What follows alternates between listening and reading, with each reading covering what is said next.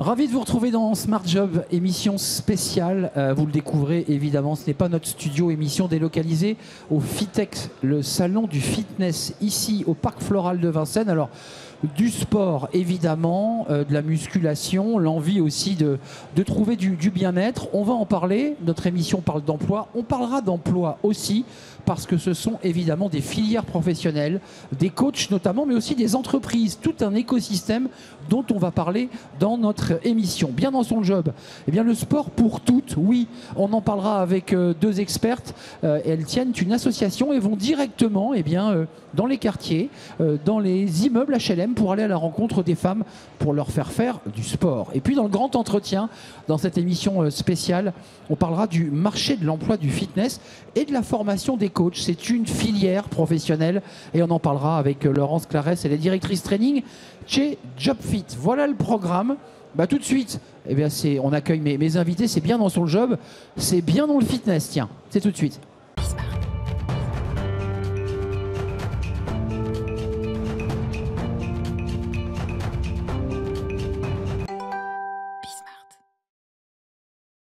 Bien dans son job aujourd'hui, ici au Fitex, le salon du fitness, pour parler du sport pour toutes. Souvent on parle du sport pour tous, mais là c'est le sport pour toutes.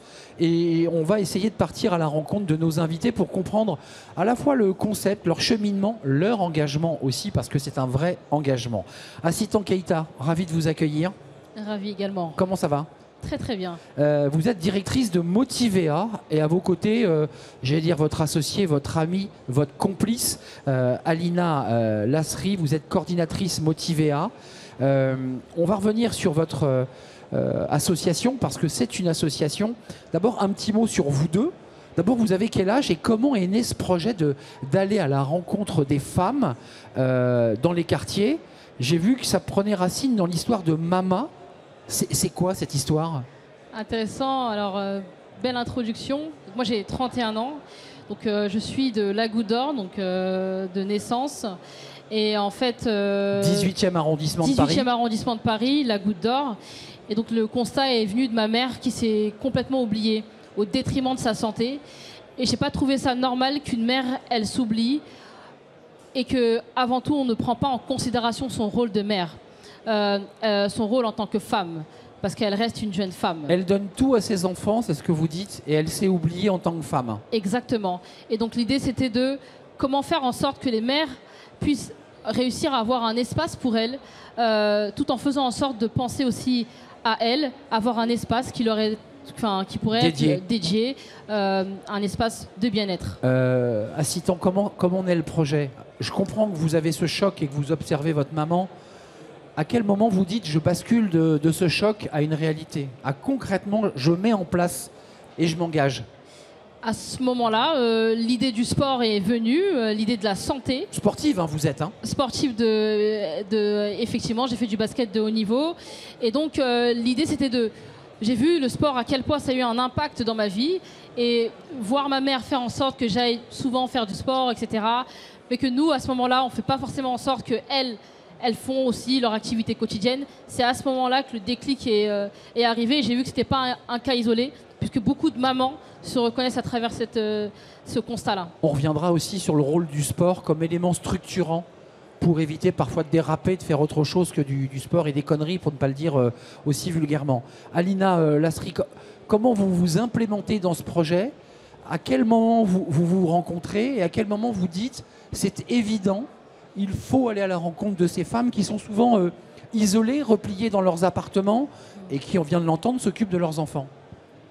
Moi, j'ai rencontré Assitan en 2023 quand on travaillait ensemble dans un foyer pour jeunes enfants de l'ASE. Et Assitan me racontait toujours son projet et je la voyais en train de créer le Fit Truck. Donc, je l'ai rencontrée au moment où elle était en train de concevoir les Fit Trucks qui allaient exister. C'est pas Food Truck, c'est Fit Truck comme fitness, mais le Fit Truck. Et très très rapidement, je me suis dit non mais j'ai envie de faire partie de cette aventure-là. J'étais déjà dans le milieu associatif, mais dans d'autres domaines. Et j'ai eu envie de mettre mon temps et mon énergie dans Motivea. J'ai décidé de démissionner de mon travail pour me mettre full-time dans Motivea et pour aller à l'encontre de ces mamans, aider Assitan à structurer le projet, à concevoir le projet, aller encore au-delà de tout ce qui existe déjà pour continuer à rêver ensemble et aller encore plus loin. Quel sport Qu'est-ce que vous pratiquez, vous, Alina? Parce qu'il faut quand même être... je veux dire, quand on va expliquer à des femmes qui parfois n'ont pas fait de sport qu'il faut en faire, il faut avoir des arguments. C'est quoi votre sport? Alors moi j'ai fait beaucoup de sport quand j'étais petite, j'ai fait du tennis pendant une dizaine d'années. Ensuite j'ai fait du Krav Maga pendant 2 ans, la boxe pendant 2 ans, j'ai touché un peu à tout, j'ai du mal à rester focus, j'ai envie de toujours tout découvrir. Donc, vous aimez le sport? J'aime le sport. À Citan, il y a l'idée d'abord qui germe, on en parle beaucoup, on bassine un peu ses collègues, puis un jour ça naît. On crée l'association et il faut la mettre en place. Votre projet c'est quoi? C'est de faire du porte-à-porte. C'est parce que ces mamans, il faut quand même le dire, c'est quand vous allez les voir, elles ont quand même les enfants dans l'appartement. Et qu'elles vous disent, ben moi je veux bien, mais je fais comment avec les enfants? Effectivement, la solution de la garderie prend tout son sens. Et donc on fait en sorte de leur dire toutes les barrières nécessaires où elles peuvent se dire non mais moi j'ai cette problématique-là, c'est trop cher, la garderie, je peux pas. Ben non, justement le but c'est de répondre à toutes les problématiques qu'elles peuvent avoir. Et donc effectivement on a des animatrices qui gardent les enfants pendant que le temps où les mamans prennent soin d'elles. Des tiny house. Et tiny house. Tiny house. Pardon, Je vous en prie. Vous êtes fluente. Pas américaine. Mais bien sûr. Les enfants, donc les mamans sont rassurées, cette charge mentale disparaît et à ce moment-là, elles peuvent s'engager. C'est très facile à la télé, ça ne doit pas être si simple de les convaincre. Parce qu'il faut changer de vêtements, il faut se mettre en tenue de sport, il faut se montrer aux autres aussi, c'est pas si simple.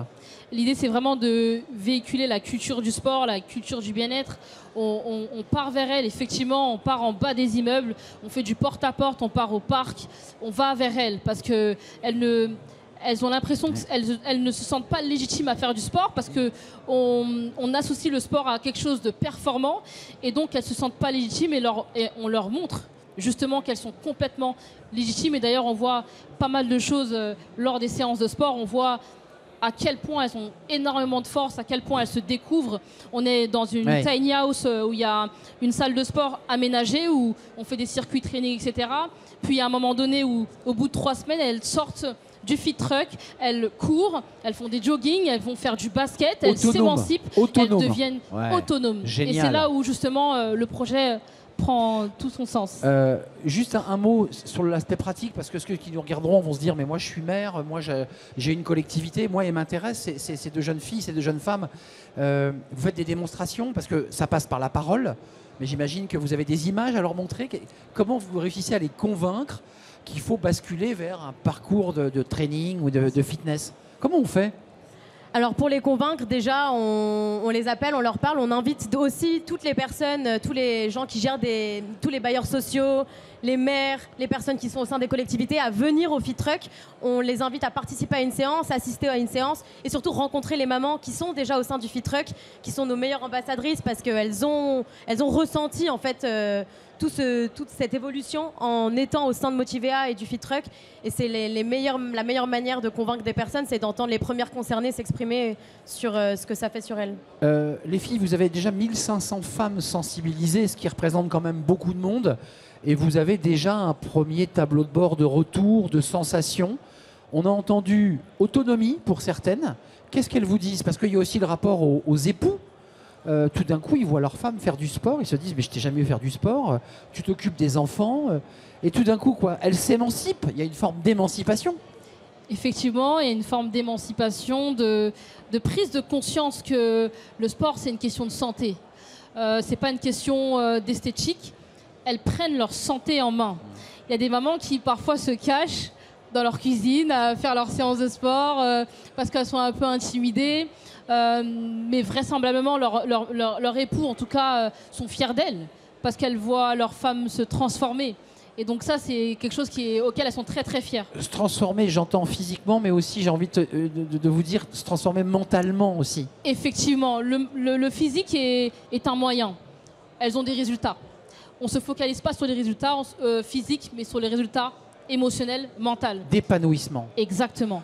C'est quoi la suite? C'est une association, tout ça est gratuit pour les mamans, les mamas qui viennent. Parfait. C'est quoi l'étape suivante? Parce que là, vous êtes en train de créer une véritable entreprise. Vous êtes des chefs d'entreprise. Exactement. Tout récemment, on a créé notre entreprise. qui s'appelle le pavillon du coaching. Et l'objectif avec cette entreprise, c'est de réfléchir à comment franchiser les feed trucks et faire en sorte de les dupliquer et d'en avoir partout en France, en Europe, à l'international, et de pouvoir proposer cette manière de prendre soin des mamans partout, en France déjà et ailleurs ensuite. Il nous reste peu de temps, mais pour se rendre compte, c'est quoi? C'est des parcours de fitness, c'est des exercices d'étirement, c'est des choses qui sont accessibles. Est-ce que vous adaptez aussi? Parce qu'il y a des femmes qui ont fait du sport parfois à bon niveau, et puis les enfants les ont éloignés. Comment vous adaptez les programmes? Qu'est-ce que vous leur proposez à ces femmes? Effectivement, en tout cas pour toutes les collectivités qui peuvent être intéressées, bailleurs, hôtels sociaux, n'hésitez pas à nous contacter, ou même des entreprises qui ont un camping, qui voudraient avoir un espace atypique pour leur clientèle, n'hésitez pas. Mais effectivement, on propose quelque chose d'assez holistique. Donc on a du coup des machines de fitness qu'on propose. Il y a aussi où on fait des circuits training, etc. Donc vraiment renforcement musculaire, cardio training, etc. On a des tapis automassants exceptionnels. Donc ça, vous déplacez tout ça. Vous avez un centre de gravité, on ne l'a pas dit, hein, c'est dans le 18e frontière 19e. Et vous invitez ces femmes à quitter leur espace de vie pour venir aussi sur ce lieu. On ne l'a pas dit, on est d'accord, hein. C'est là où le matériel est installé. C'est ça, exactement. Tout est installé au Jardin des Halles pour l'instant, entre le 18e et le 19e, et c'est là que les femmes viennent pour leur première séance, avant qu'on aille ensuite chez les bailleurs. C'est ça, c'est en fait d'abord cette salle, on s'acclimate, on découvre, et puis on se dit, bah, après tout, c'est pas mal. C'est ouvert tous les jours pour l'aspect pratique. Oui, on est ouvert tous les jours, et la particularité, c'est que avec le feed truck, que ce soit par rapport aux intempéries, là il va faire froid, etc. Il y a pas mal de gens qui disent il fait froid, donc je ne peux pas faire ça, j'y vais pas. Ben non, en fait, il y a la clim, donc tu peux venir, il n'y a aucun problème. Donc venez donc Jardin des Halles. Voilà. Les mamans peuvent venir avec leurs enfants pour être concret? Oui.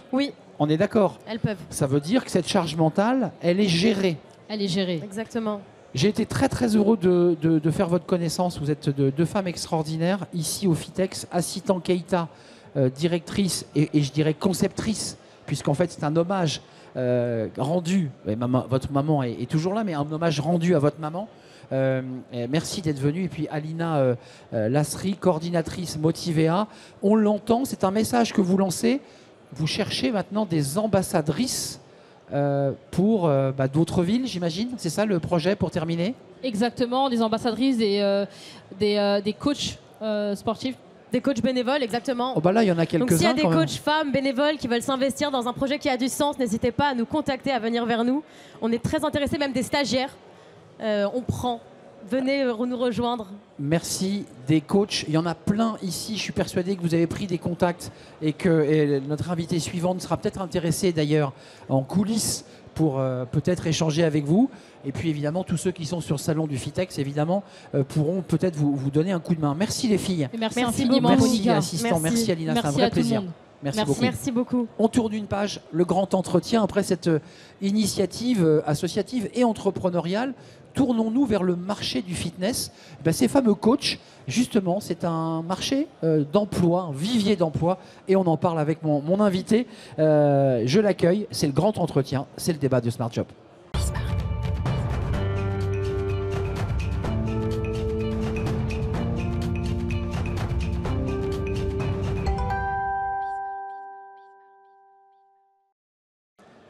Le grand entretien pour terminer notre émission Smart Job ici au FITEX, le salon du fitness, du sport, du bien-être, de la santé, des appareils, des outils, des aliments aussi.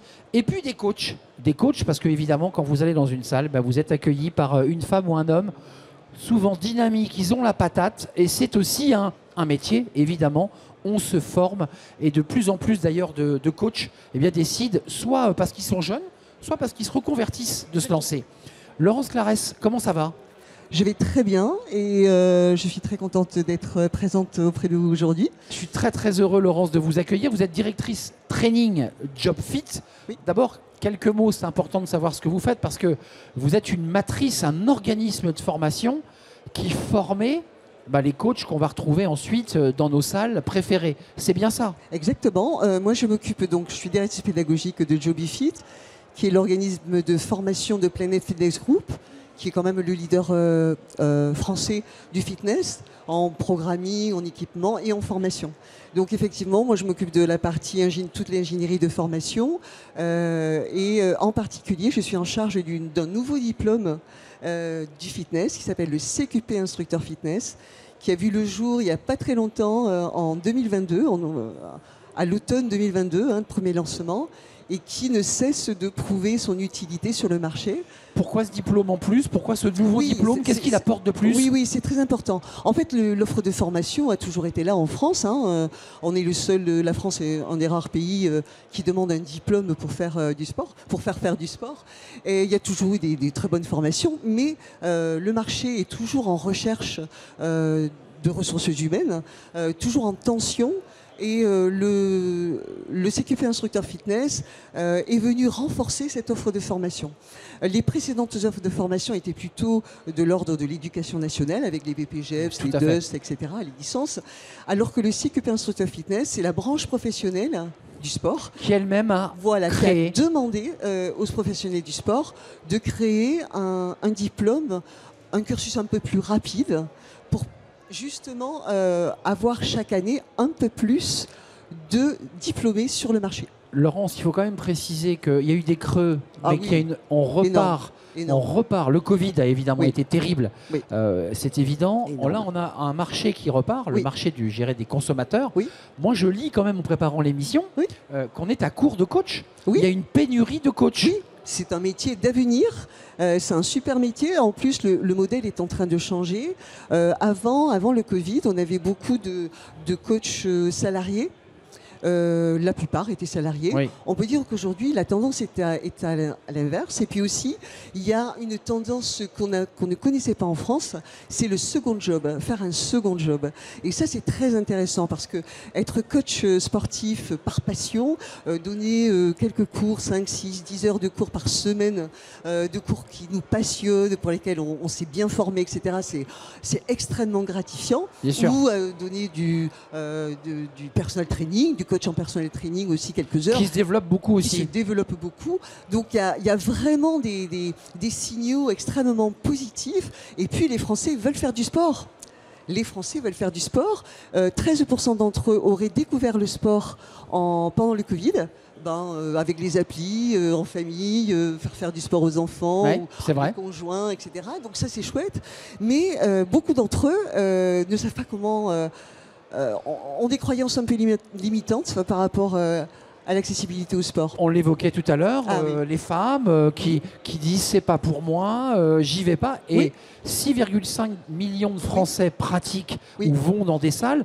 Le portrait robot de ces métiers qui sont des métiers extrêmement positifs, valorisants. On a le retour tout de suite, on a du lien humain, enfin c'est extraordinaire. C'est gratifiant. C'est quoi le portrait robot de ce coach? Comment on pourrait site d'aventure, il existe d'ailleurs. Alors, il y a plusieurs profils, bien sûr. Je dirais qu'il y a plusieurs profils. Il y a des profils de, on va dire, le technicien. Il y a le profil plutôt l'animateur. Il y a le profil qui veut rassurer, qui veut aider. Il y a le profil très fun, etc. Il y a plusieurs profils, bien sûr, mais ce qui rend pérenne, je crois, un coach, c'est surtout la passion. Et la passion... d'expérience, puisque ça fait très très longtemps que je suis dans le fitness, la passion, elle n'est nourrie que parce qu'on est bien formé au départ, parce qu'on reste curieux, parce qu'on a des bonnes bases de formation au départ, qu'on s'est posé les bonnes questions auprès de bons professionnels. Et c'est pour ça que je suis toujours dans ce métier depuis si longtemps, c'est que je crois que ça fait 30 ans que je suis dans le métier, je crois que je n'ai pas passé une semaine sans apprendre quelque chose sur mon métier. Donc ça, c'est assez fantastique. Vous l'avez dit, Karine, les coachs dans leur statut professionnel salarié qui passent aujourd'hui en profession indépendante ou en auto-entrepreneur, ça dit aussi quelque chose de leur désir de quoi? D'indépendance, de liberté, c'est-à-dire qu'ils peuvent avoir un client en individuel, ils peuvent en même temps faire quelques heures dans une salle. Il y a quoi? Une forme de polyvalence? Il y a une forme de polyvalence et il faut l'encourager, cette polyvalence, parce que de notre côté, on a beaucoup de clubs qui sont en souffrance de coach et qui aimeraient bien stabiliser des équipes avec des salariés. Donc je pense que le modèle vraiment actuel, il se cherche. On a d'un côté des coachs de plus en plus de coachs qui veulent, des sportifs passionnés, qui veulent donner quelques cours ou voire en reconversion professionnelle. Vous nous dites qu'ils peuvent donner quelques cours au début tout en gardant peut-être Oui, une activité oui, pro, oui. ça arrive? Exactement. Dans le CQP Instructeur Fitness, la majorité de nos candidats viennent beaucoup en reconversion professionnelle, mais C'est ça. ils vont d'abord regarder comment ça se passe, donner quelques cours, voir. On va goûter Voilà, on va goûter. et on basculera Et si on nécessaire. bascule si ça marche, etc. Donc ça, c'est tout nouveau. Hein, c'est tout nouveau. C'est avec le CQP Instructeur Fitness qu'on a vécu ça. On a une clientèle aussi de candidats de la moyenne est de 32 ans. Nos étudiants en CQP ont une moyenne de 32 ans, ce qui veut dire que on a. Ils sont matures. Vous me posiez la question du profil. Ce sont des gens matures qui ont des expériences de vie et qui ont un vrai projet professionnel et qui savent le prix, la qualité, je veux dire le prix au niveau qualitatif, la valeur de la formation. Il y a une chose que je trouve... Allez-y, Karine. Ça ne leur viendrait pas à l'esprit de s'engager dans ce métier sans être formé. Donc ça, c'est chouette. Et par ailleurs, il faut le redire, hein, vous l'avez dit, mais il y a des obligations légales En plus, de diplôme, de certification. Oui. Quand même, là, on voit aussi, et ça c'est intéressant, l'arrivée de la génération Z, la Gen Oui. Z. C'est-à-dire ces jeunes qui ont décidé, alors qu'ils sont en pleine forme, de sculpter leur corps, Oui. de ressembler à ce qu'ils voient sur Insta. Oui. Il y a un peu de ça quand Oui. même. Oui, il y a ça, et puis il y a la santé mentale. Je crois que c'est quelque chose qui vous intéresse. Il y a aussi, c'est vrai... Quand on est bien dans son corps, on est bien dans sa tête. Ça commence par là. Ça commence par là. Et d'ailleurs, les gens qui sont en souffrance au niveau mental, c'est très difficile de se lever de son canapé pour aller faire du sport. Mais c'est vraiment, ça commence par là en tout cas. On s'en passe par là, c'est sûr. Donc effectivement, cette Gen Z, elle a envie d'être forte physiquement et mentalement. C'est pour ça que les Gen Z, je pense pour 40%, 50% parfois d'entre eux vont se tourner vers des entraînements de force, quels qu'ils soient. Hein. Ça peut être la musculation jusqu'au pilates, mais de la force. Jusque même à la grande force où on prend Et- du poids très lourd. Exactement, et yoga. Donc ils sont 50%, donc déjà ils sont 2 tiers. Je trouve ça intéressant. Hein. Oui, c'est intéressant. Les 2 tiers des gens qui s'inscrivent actuellement dans les clubs, ce sont des Des jeunes. moins de 30 ans. Ouais. Ça, c'est quand même un phénomène nouveau. Ah, ça c'est nouveau. Moi qui ne suis pas Gen Z, Oui, oui. et qui ne sommes pas Gen Z, sans vous faire Non, offense, non, bien sûr. c'est quand même intéressant parce qu'à leur Oui. âge, on n'était pas connecté autant sur ce sujet de Exactement. la santé, du bien-être. Oui, mais je crois, vous voyez, on peut se dire oui, c'est le domaine des influenceurs, c'est que l'esthétique. Il y a autre chose. Il y a aussi le fait qu'il y a sans doute des grands enjeux auxquels il va falloir qu'ils fassent face à l'avenir, une société qui n'est pas facile. Ouais, un environnement complexe. Ouais, un environnement complexe, On exactement. revient à son corps. Exactement, et on a envie de se sentir pleinement présent, toutes les cellules de son corps pleinement présent dans la vie, ancré dans le sol, mais aussi physiquement et mentalement fort. Donc je crois qu'au-delà de l'esthétique, ils commencent tous pour l'esthétique, même le yoga parfois, mais on revient toujours pour autre chose dans le sport. Karine, avant de nous quitter, quand même Laurence, quelques éléments pratiques. Les formations sont finançables par le CPF, il Oui. faut le préciser, c'est intéressant. OPCO, oui, tous Les les organismes, OPCO. oui. Quand même, là, les chantiers qui vous attendent, c'est quoi? Parce que pour ceux qui nous regardent et qui se disent, mais moi j'ai toujours rêvé d'être coach, il y a une sélection à l'entrée quand on Oui. arrive chez vous. Oui, exactement. Comment ça marche? Oui, donc exactement. JobiFit donc délivre le CQP, puis on a été organisme pilote en 2022 pour le lancer. Donc on commence à avoir une bonne expérience. En 2 ans et demi, on a quand même formé plus de 1000 diplômés. La moitié des formés oui, de l'ensemble, c'est vous qui le faites, JobiFit. Hein. Et Non, il faut le dire. jusqu'à présent, mais on a commencé, on était seuls. Hein, Ah bah, donc c'est un oui, petit peu mais normal. quand même. Maintenant, il y a 59 organismes de formation, mais c'est très bien. Ça veut dire que Il y a dans de toutes les l'émulation. régions, il y a une dynamique folle autour du fitness. Donc oui, effectivement, JobiFit, en fait, notre challenge, c'est déjà de fournir suffisamment de ressources humaines au club. Eh oui. On a quand même 2700 partenaires club. Donc vous, faut aller faire de la communication, venir en télé, lancer des appels, Oui. devenez coach. Mais oui, exactement, je lance des appels et si vous voulez devenir coach, adressez-vous à JobiFit.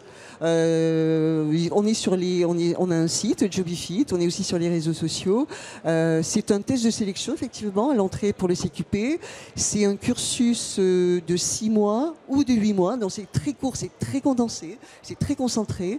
Il y a des formats week-end, des formats semaine. Il y a 3 options. Option cours collectif, option personnel training et musculation, et la double option qui est à conseiller parce que nos managers, tous nos clubs partenaires sont en recherche de coachs polyvalents. Laurence, ça va sans dire, mais je vous le dis, que ceux qui nous regardent le sachent, vous êtes aussi une passionnée de fitness, il faut quand même le savoir. Oui. Enfin, vous n'êtes pas que directrice pédagogique d'un organisme de formation. Non. C'est quand même en vous, ça. Qu'est-ce qui vous plaît dans cette activité depuis 30 ans ? Ah ben c'est vraiment, je pense que le fitness, je trouve que c'est extraordinaire, c'est le sport de tous les sports. Vous pouvez aller tous les jours dans une salle de fitness, avoir des ressentis différents. C'est aussi, pour l'avoir vécu, moi j'ai eu une salle, un studio de fitness pendant très longtemps. Les gens viennent pour avoir pour faire un exercice, mais en fait... Il y a du lien aussi qui se crée. Ils reviennent pour le support social, affectif, etc. D'ailleurs, c'est intéressant dans le profil des coachs, le travail aussi de la capacité d'être impactant à l'oral. Exactement. Parce qu'on peut être un très grand technicien. Exactement. Ça, c'est prévu aussi dans les modules. Tout à fait. Parce qu'il faut savoir vendre. Oh oui, tout à fait. Dans les modules, alors il faut savoir que JobyFit, donc nous délivrons de la formation depuis plus de 25 ans. Jusqu'à présent, on était dans la formation dite continue, c'est-à-dire après le diplôme, et on a développé vraiment tous les aspects du fitness, c'est-à-dire la technicité, mais aussi la capacité, le leadership, ce qu'on appelle nous le leadership fitness, c'est-à-dire la capacité à inspirer un changement positif. Et qu'est-ce que ça n'est rien d'autre, le fitness, de se remettre en forme, parce que fitness, ça veut dire remise en forme. Donc il faut l'incarner. Voilà, il faut l'incarner. Un coach qui fait la gueule, exactement. ça peut. C'est pas il ne reste pas dans le métier très longtemps. Non, mais je suis d'accord. Voilà. Mais on a aussi effectivement des modules avancés qui vont aller chercher un petit peu plus dans l'épanouissement personnel, qui va aller chercher un petit peu plus dans la capacité de connexion, de communication, un peu mieux se connaître, etc. Donc on a tout un panel de formations qui sont de la formation initiale au perfectionnement et développement de compétences pour les coachs, mais aussi pour les managers. Donc ça, c'est très intéressant. On essaie, en fait, vous me disiez le grand challenge, c'est d'être le partenaire idéal, et idéal parce qu'efficace de tous les acteurs du fitness. Et de s'adapter à tous les profils, il faut le dire. S'adapter à tous les profils, oui. et quelle que soit l'étape dans laquelle on est dans sa carrière. Parce que vous pouvez être coach depuis, par exemple, vous êtes coach sportif depuis 18 ans. 18 ans de fitness en tant que coach, c'est quand même 20 ans, c'est fou, mais déjà 5 ans, c'est beaucoup. Il faut que le corps tienne aussi. Voilà, il faut que le corps tienne. Et donc, on a aussi des reconversions de coach en manager, en responsable, etc. Oui, et il y a l'évolution de carrière. On n'est pas coach toute sa vie parce que, d'ailleurs, c'est votre histoire. Merci. Merci à vous. Laurence Clarès, directrice training JobyFit, qui est un des leaders des organismes de formation. Lorsque vous voulez être coach, allez sur le site, voyez peut-être les dates d'inscription et la manière d'accéder à la sélection. Oui, tout à fait. Et puis de toute façon, nous avons un service dédié, un service coach carrière dédié et qui va vous accompagner du début à la fin de votre projet. Et aussi, nous avons des services dédiés au financement. Merci Laurence, merci à vous, merci de nous avoir suivis. C'était un vrai moment de bonheur, de partage pour parler de ces coachs du fitness et de cette filière métier. Merci à vous. On était au Fitex, le salon du fitness, émission délocalisée de Smart Job. C'est toujours un bonheur de délocaliser nos émissions. Je vous dis à très très bientôt et merci évidemment à l'incontournable Nicolas Juchat qui m'accompagne et qui était là. Je vous dis à bientôt. Bye bye.